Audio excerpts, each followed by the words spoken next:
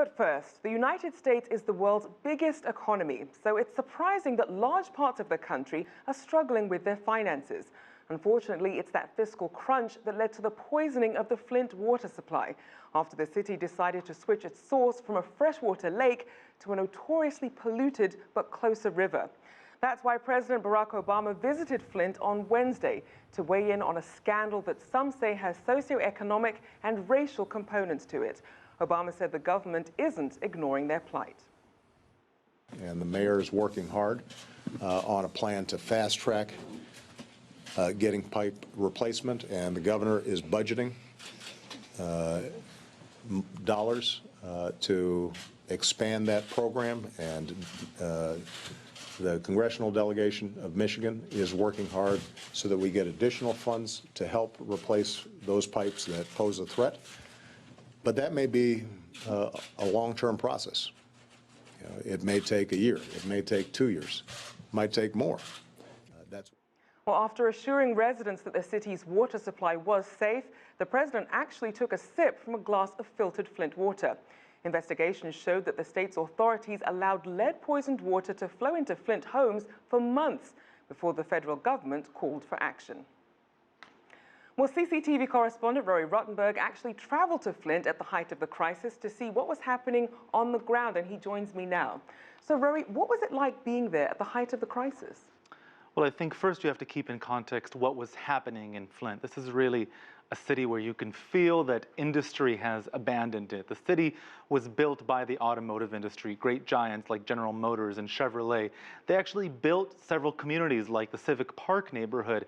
And over the years, as those industries shut down and left, Flint has really lost a lot of investment, lots of revenue, and the infrastructure has been crumbling. This isn't something that started 6 months or 2 years ago, and there's been a state of emergency as a result of the economic crisis there.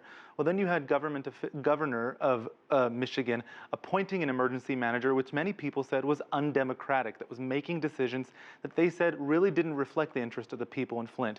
You could see that frustration in the people there, this idea that they weren't being heard, that they weren't being listened to, that they felt that they were neglected. And indeed, President Obama addressing the crowd, a very hostile crowd at sometimes, saying, "I understand that you've been neglected." I think that was probably the most palpable thing, not just the environmental element there, but really seeing a people that they feel like they've just been left out of the story.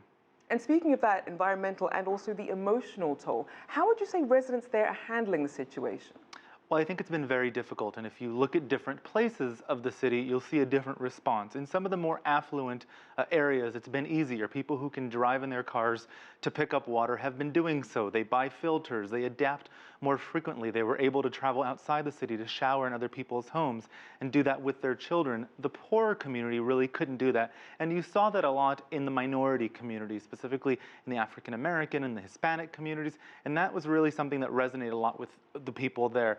The NAACP, the National Advancement Organization, basically for the advancement of colored people, that's called the African American group, held an emergency meeting when I was in Flint. The national president flew in and addressed the crowd, and I think his words really summarize a lot of the sentiment that people there felt. We're gonna have a listen. We're dealing with a civil rights crisis that is perhaps generations long in terms of a response.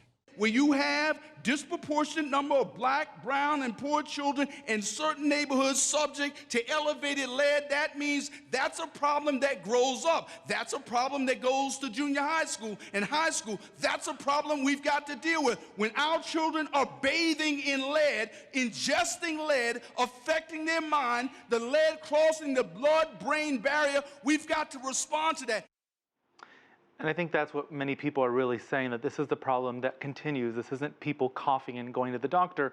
This is something that could grow up with an entire generation and really affect not just their livelihoods, their economic prospects, but the well-being of the community.